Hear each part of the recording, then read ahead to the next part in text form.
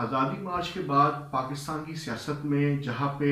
کافی تبدیلیاں دیکھنے کو ملی، وہاں پہ ایک تبدیلی یہ دیکھنے کو ملی کہ عمران خان کی پارٹی تحریک انصاف اپنے آپ کو ایک لبرل جماعت کے طور پر سامنے لے کر آئی، اور انہوں نے کہا کہ جی ہم نے مذہب کارڈ تو کبھی استعمال نہیں کیا، اور آج دیکھیں ہمارے خلاف تو جی مذہب کارڈ استعمال ہو رہا ہے، اور ہم نے تو ایسا کبھی نہیں کیا۔ تو میں عمران خان کے جو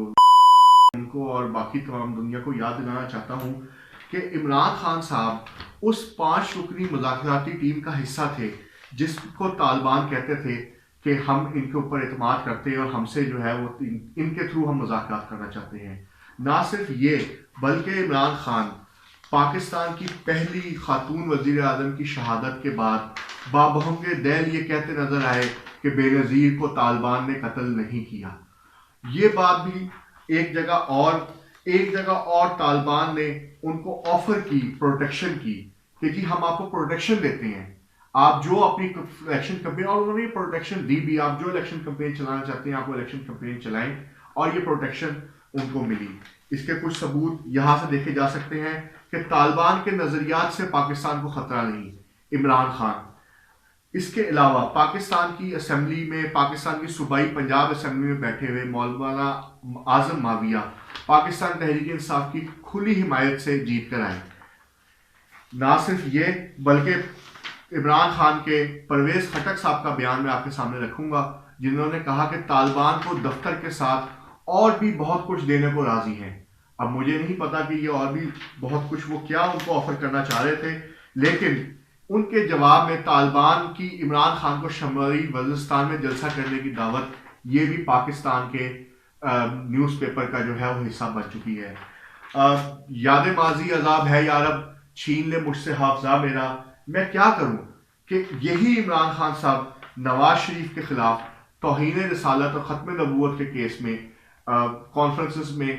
جو ہے وہ تقریریں کرتے پائے گئے۔ یہی عمران خان صاحب کہتے تھے کہ پاکستانی لبرل سے زیادہ خطرناک کوئی نہیں، انہیں خون چاہیے۔ یہی عمران خان صاحب تھے جو ملک میں انہی مدرسوں کے طلباء کو جو آج ان کو برے لگ رہے ہیں، ان کو کہتے تھے کہ ملک کی اشرافیہ مدارس کے بچوں کو حقارت سے دیکھتی ہے، پہلی دفعہ کوئی حکومت انہیں اپنا بچہ سمجھ رہی ہے۔ عمران خان کا مدرسہ حقانیہ کو فرض دینے پر تنقید کرنے والوں کو جواب۔ مجھے سمجھ نہیں آتی کہ آج مذہب کارڈ پیپلز پارٹی کو تانا دینے والے کیوں بھول گئے کہ عمران خان کی حمایت کے لیے، ڈاکٹر عامر لیاقت حسین کی حمایت کے لیے اس طرح کے مذہب کارڈز کا سہارا لیا گیا اور توہین رسالت کو موضوع گفتگو بنایا گیا۔ ڈاکٹر یاسمین راشد کے الیکشن میں صاف صاف لکھا گیا کہ توہین رسالت، جو شخص کسی ظالم کی مدد کے لیے اور اس کا ساتھ دینے کے لیے چلا اور اس کو پتا تھا کہ یہ ظالم ہے، وہ اسلام سے باہر ہو گیا۔ نہ صرف یہ بلکہ اے مسلمانوں جاگو، پی ٹی آئی کو ووٹ دو، انصاف کرو۔ کیا آپ عاشق رسول ممتاز قادری شہید کو پھانسی دینے والے ووٹ کو ووٹ دے کر اللہ کو کیا جواب دو گے؟ یہ عمران خان صاحب یہ دیکھیں، یہ وہ حقیقت ہے جو عمران خان صاحب یوز کرتے رہے۔ اور نہ صرف جنرل الیکشنز میں، ایک چھوٹے سے یو سی چیئرمین کے الیکشن میں بھی عمران خان صاحب کا حواری ممتاز قادری کی تصویریں لگا کے لوگوں کو استعمال کرتے رہے۔ پی ٹی آئی کے فیاض چوہان ان کو جس طرح جا کے وہاں پہ وہ نعتیں پڑھتے رہے اور جس طرح اس کو استعمال کرتے رہے، وہ سب کے سامنے ہے۔ اور نہ صرف یہ بلکہ شیخ رشید عمران خان صاحب کے جگر جانو، مجاہد ختم نبوت، اسی مذہب کارڈ کے اوپر الیکشن لڑتے رہے۔ میرا آج سوال ہے تمام لبرل سے، تمام ان لوگوں سے جو سوچ سمجھ رکھتے ہیں کہ کیا آپ پچھلی تمام باتیں بھلا کے آج عمران خان صاحب کو لبرلزم کا تمغہ پہنانا چاہ رہے ہیں؟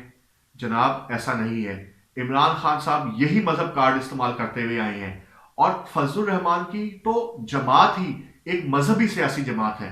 تو لہٰذا میں سمجھتا ہوں کہ اس مذہب کارڈ کی بحث کو کرنے سے پہلے عمران خان کو اور اس کی پارٹی کے لوگوں کو اپنے گریبان کے اندر جھانکنا چاہیے۔ جب وہ اپنے گریبان کے اندر جھانکیں گے تو ان کو گریبان کے اندر سے ان کو پتہ چلے گا